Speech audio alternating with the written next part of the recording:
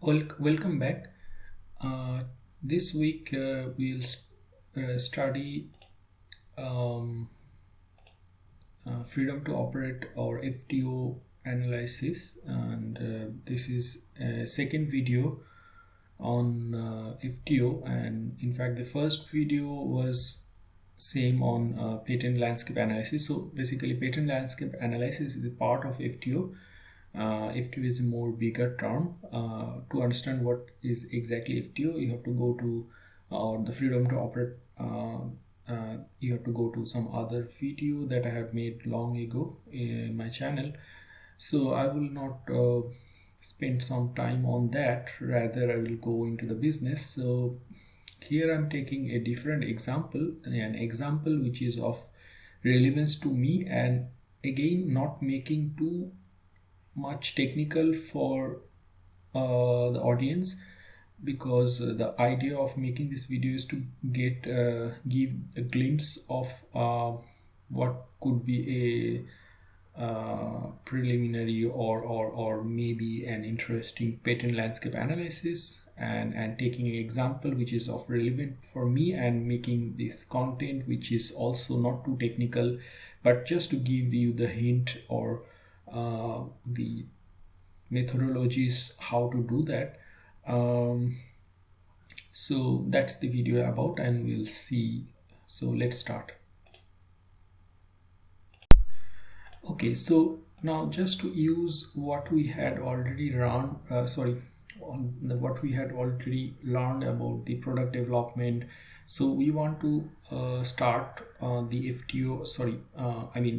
What we are exactly doing here is patent landscape analysis, which is the part, a specific task of the FTO, or bigger, which is the bigger, basically a task, a freedom to operate. Now, so we are trying to understand the patent landscape analysis exercise that we are doing in the framework of a product development, from the product development point of view. So although the product development point of view itself is a bigger topic and a lot of aspects are there, but I just picked up a very small thing which we learned in I think in between some video of product planning, something where they talk about charter, where you have to write down something about what you are developing, and in a simple way, and most importantly, it has to be very focused charter. That means focused message that this is exactly what you want. Sometimes it is a time constraint aspect is there, so you wanna propose the charter where you say that it's we know this capability of our company, and we already have some knowledge base, and depending on that we want to create a product within 1 year or something like that. So that is one example, but here we are taking very bigger or very general sort of a charter. It's like a very lofty thing, which certainly, I would say doesn't exist, but it's not a problem for us because it's just an example. So for us right now, the charter is like develop a next generation high resolution high sensitivity preclinical scanner that is economical and market competitive, capable of functional imaging and cell as well as single cell tracking for both SPECT PET. SPECT is basically a nuclear medicine scanner, and PET is also the same thing, but it works on different principle. Okay, so SPECT and PET isotopes with potential for clinical scale-up, multimodal upgrades, modularity, basic environmental science, as well as non-descriptive testing applications. So that's a huge sort of a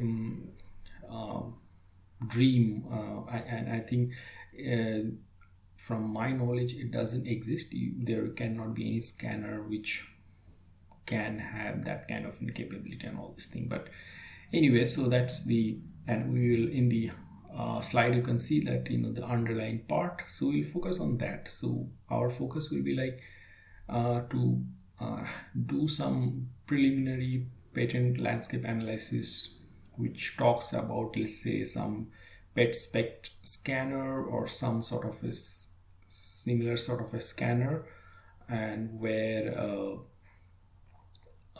they talk about, as well as functional imaging, they talk about, let's say, some cell tracking examples also, because that's some sort of a newer applications that people are going into as we move into the personalized medicine, etc., etc. So that's the charter, and we'll try to make a justice by coming up with good search string, which we will be using on different databases. I mean, you can choose whatever the patent database that you use, like, US Patent Office, European Patent Office, or I think these are the two which are good. And I will never use Indian Patent Office because there is no good Indian patent. I mean, of course, you can search there and you will get, I guess you will get all the US patent also there, but somehow it actually depends on how you feel. I mean, whether certain website is good for use or not. So in my case, I found European Patent Office to be more user friendly. I think US is also good, but anyway, so it doesn't matter. And of course, we know that in India, this kind of research is not that much prevalent, and also patenting is also not of that magnitude compared to the countries like US, Europe, or Japan maybe. So it's better to use always some Europe or US Patent Office. So let's get started. Now, before we start doing the exact task that we decided for us, this is again something that we are bringing from the learning that we have from the product development course. So somewhere in that course, there is a graph that they had provided, and which basically plots the knowledge of this technology or the solution that you are trying to use for the new product, or and knowledge of the market or the knowledge of the need of the user, and I think in the particular, depending on the charter that we had proposed, which is actually a lofty charter, but then carving out something meaningful out of it, one can say that it's actually belongs to a reason which will be like next generation product and service for core market. That means you are already serving that particular market, and now you will be giving some new instrument or new scanner for that particular user community. So because you are actually it's not a totally new solution, because we are talking about here solution means basically single cell analysis tracking, or as well as, I mean, the cell tracking as a population, which is actually a new kind of an application, mostly used in a lot of therapeutic techniques, stem cell, and etc. Again, not going into the too much technicality of it, but that is something that would be the existing need of the market we currently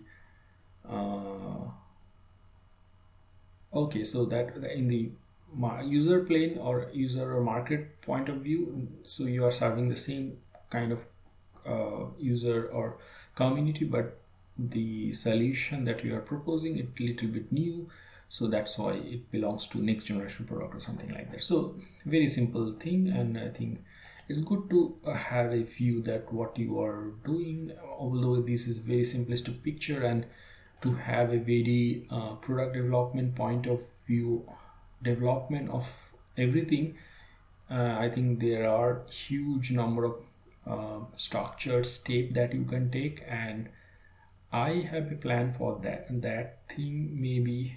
But again, I'm making a specific exercise video which is about FTO analysis, and which is about patent landscape analysis, which is part of the FTO. And then I'm trying to see this exercise in terms of the product development point of view, which is itself is a big huge amount of task and all this thing.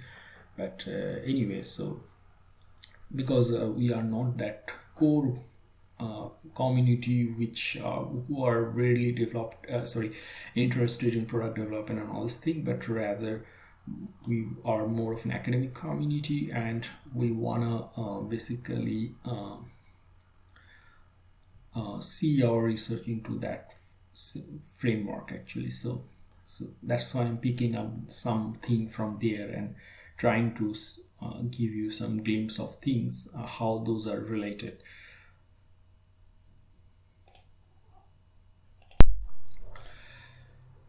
Now, so we know that the patent landscape analysis starts with the round one, where we basically decide some broad search terms. So again, the script of this round one and all these things are already discussed in some video that I have made long ago.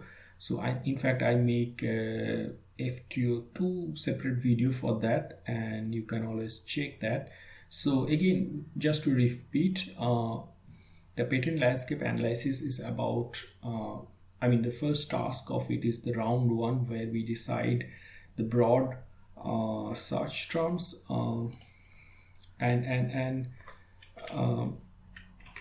so in depending on the charter, we decided these can be bigger term or more general term that one can use, and then using some Boolean operator. This is the first string that we tried, and I think it gives like 9,33,696 patents on the US patent office website, and certainly you can't really read through all this 9 lakh patent. So that means this search term is too general, so we need to improve on it.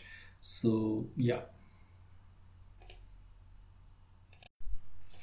so moving along, we decided a little bit more focused search term by removing something from there, and basically we remove some sort of general terms, and still it gives like 1,89,901 patents. So again, that's not useful.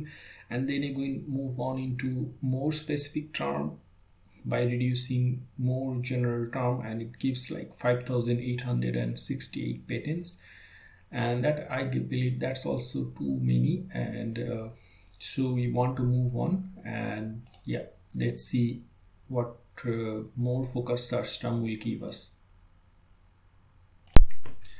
Now here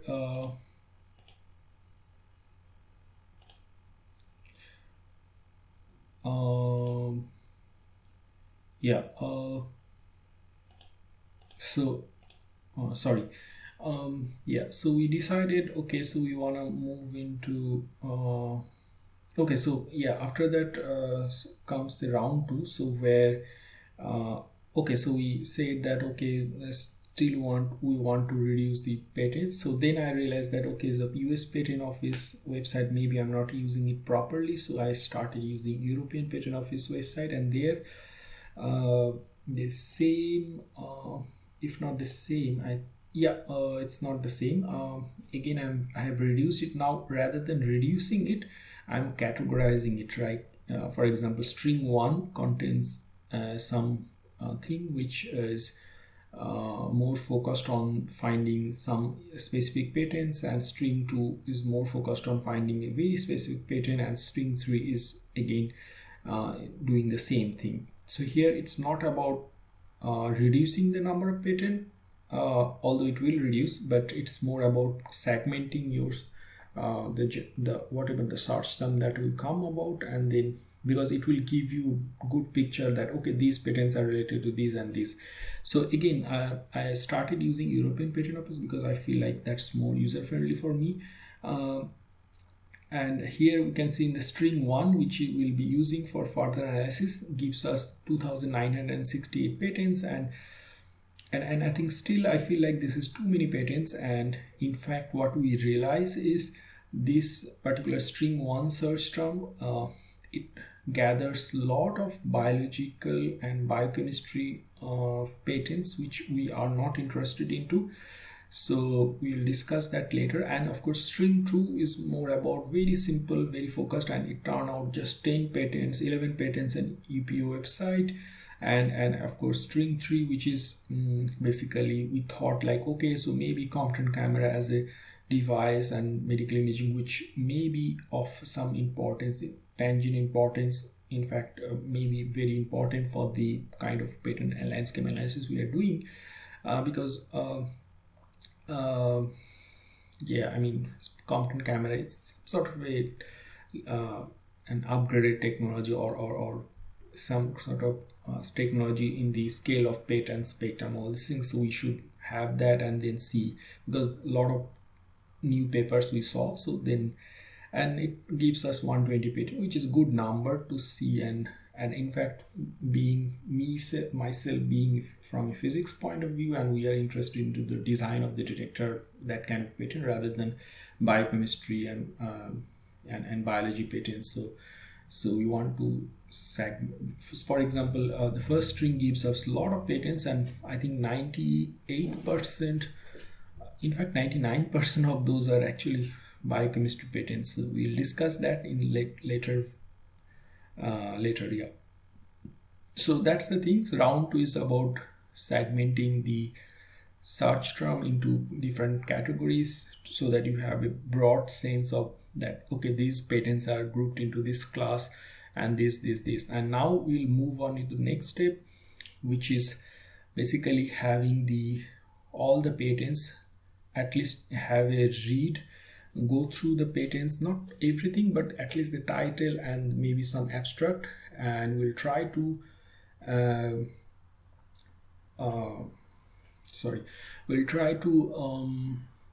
come up with more classifying tasks, like, because we know that, okay, so this will going to be important and all these things. So for example, here we classified into the 3 strings, but after reading those patent, we might find that, okay, string 1 always gives a lot of patent which can be classified into that category, and 2-3 categories maybe, and etc.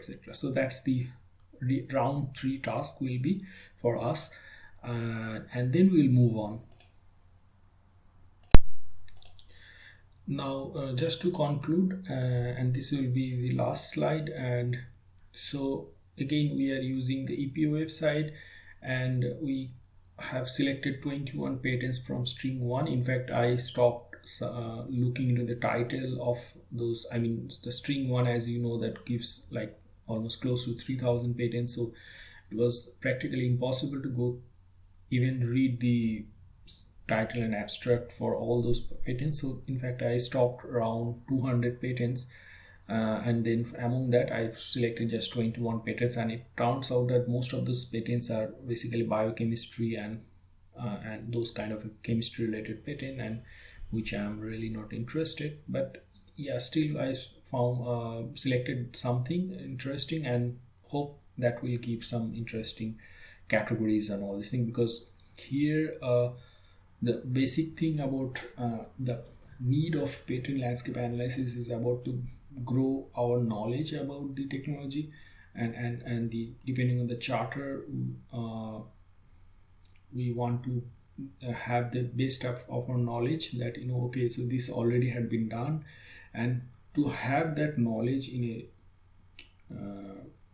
structured way, we need to divide these various patents into some categories and select out maybe 40 or 30, 20, who knows, 20, 25 patents for full reading.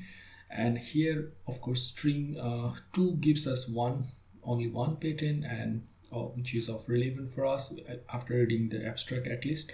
And string 3 gives us total 120 patent, and I have selected 120 patent altogether, because that is more, these all are actually about this directed development and all this thing, which is of relevant for us actually. So we selected all of them together.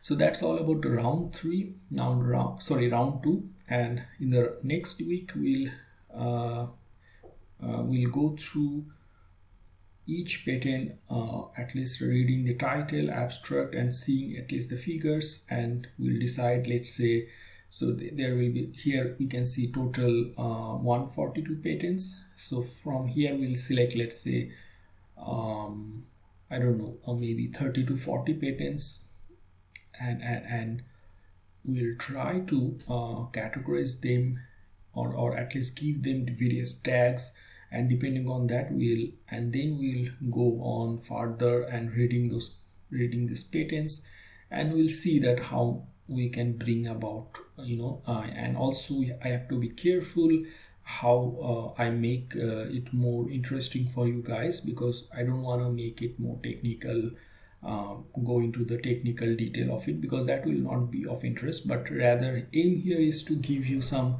basic understanding that how patent landscape analysis can be done, as a not as a like a very professional people working in some cutting edge industries, and that can be very complicated, but for academic people, since we are working on more of a proof of concept research and all this thing, our life is more simple here, I would say, and so for that I think patent landscape analysis of this stature will be of will be enough. I think so.